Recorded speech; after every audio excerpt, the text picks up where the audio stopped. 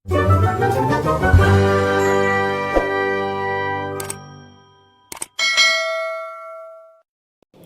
Assalamualaikum warahmatullahi wabarakatuh.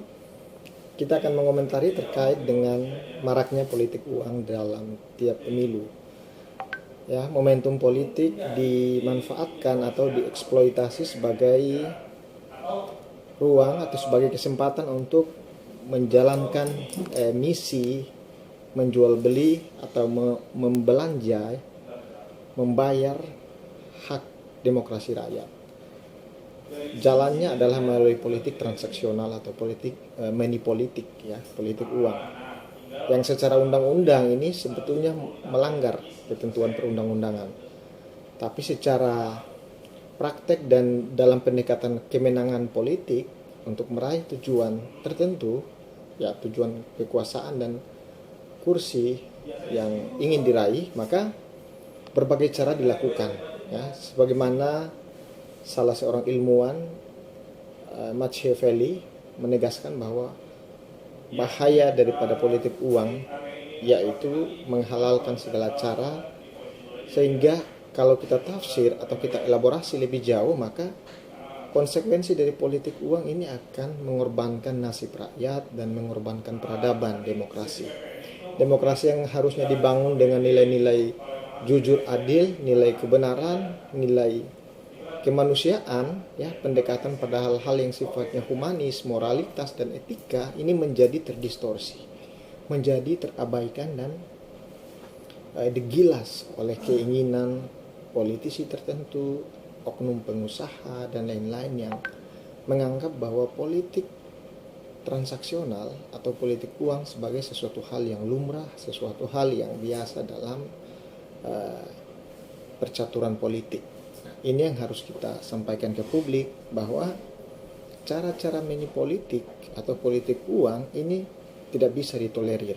Kita harus melawan praktek ini karena kenapa? Karena yang namanya politik uang itu logika yang dibangun adalah logika ekonomi, logika matematik.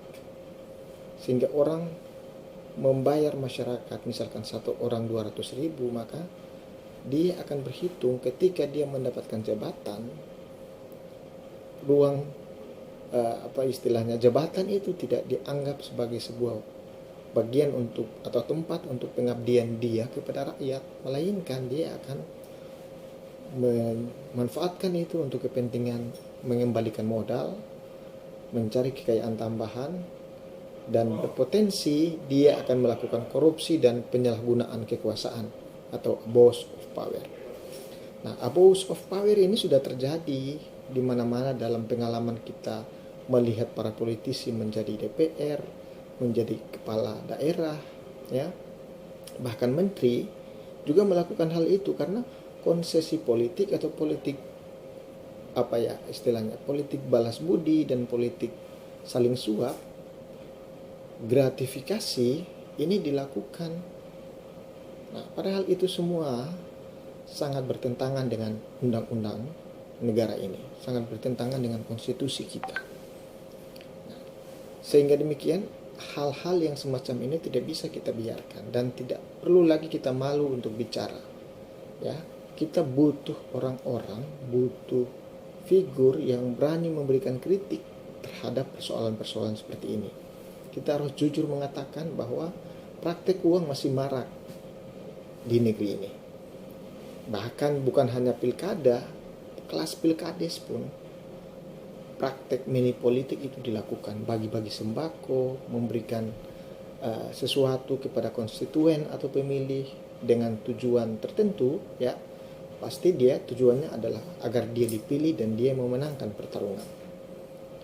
Nah, problemnya kemudian adalah ketika dia menjabat, dia akan memanfaatkan jabatan itu hanya untuk mencari keuntungan, melakukan monopoli, ya, memperkaya diri, dan akhirnya pengabdian yang harusnya diberikan kepada rakyat itu menjadi tidak sungguh-sungguh, tidak maksimal diberikan. Padahal sejatinya seorang pelayan publik atau seorang pemerintah, seorang pemimpin, dia adalah public service atau public service ya. Sebagai pelayan publik, dia itu babu rakyat, dia itu pesuruh. Jadi tidak ada istimewanya pemimpin itu, pemimpin publik ya. Dia punya wibawa, punya derajat tertentu secara sosial, strata sosial. Tapi dalam fungsionalnya, pelayanannya ke masyarakat, dia adalah babu ya, dia adalah pembantu daripada rakyat. Ya, tafsir seperti ini yang kita harapkan benar-benar ditanamkan dalam pikiran dan diaktualisasikan oleh para pemimpin politik di negeri ini. Karena namanya pemimpin politik itu mereka dipilih dari hasil proses pemilihan rakyat, hak suara rakyat ya. Karena rakyat memilih mereka sehingga mereka dianggap layak sesuai standar atau sesuai dukungan publik, representasi dukungan publik. Pada akhirnya dia terlegitimasi atau punya legitimasi ya untuk mengemban atau mengambil atau memegang jabatan tertentu. Nah, jadi asalnya jabatan itu dari rakyat, sehingga wajar dan layak seorang pemimpin itu mengabdi benar-benar dan secara utuh mengabdi pada rakyat. Nah, problem serius di negeri ini adalah masih tumbuh kembangnya praktek politik uang. Sehingga demikian seluruh stakeholder kita berharap mengambil bagian pentingnya untuk kampanye, untuk melakukan literasi publik, literasi politik, literasi demokrasi agar rakyat diberikan penyadaran bahwa bahaya kita menerapkan atau menerima yang namanya politik uang. Politik uang adalah musuh kita bersama. Politik uang adalah musuh segala agama, seluruh agama di Republik Indonesia ini. Karena dia akan merusak rasionalitas publik, merusak akal sehat ya, merusak objektivitas rakyat dalam memilih pemimpin. Orang tiba-tiba datang hanya karena punya duit, tidak punya pengalaman, tidak punya konsep tentang kepemimpinan dan pengabdian, tapi dipilih karena dia punya duit. Dia kasih duit ke rakyat, rakyat dia minta untuk memilih dirinya. Padahal setelah dia menjabat, dia tidak berbuat apa-apa lagi pada rakyat karena dia merasa bahwa suara rakyat sudah dibeli. Nah, ini kan bahaya. Nah, ini yang harus disadari oleh rakyat seluruhnya ya, bahwa pola memilih pemimpin karena duit itu tidak efektif dan sangat banyak mudaratnya terhadap keselamatan banyak orang. Sehingga demikian ke depan kita harus benar-benar selektif, benar-benar terbuka ya, melakukan pendekatan dalam segala dimensi untuk memilih pemimpin.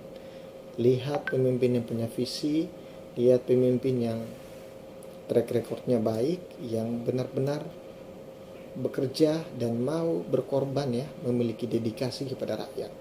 Bukan pemimpin yang latar belakangnya hanya pengusaha, kemudian dia ujuk-ujuk datang dan membawa uang, membawa logistik yang begitu besar, lalu suara rakyat itu dibeli dan pada akhirnya rakyat diabaikan.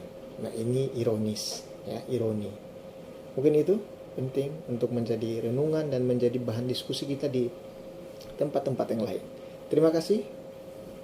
Billahi taufiq wal hidayah. Wassalamualaikum warahmatullahi wabarakatuh.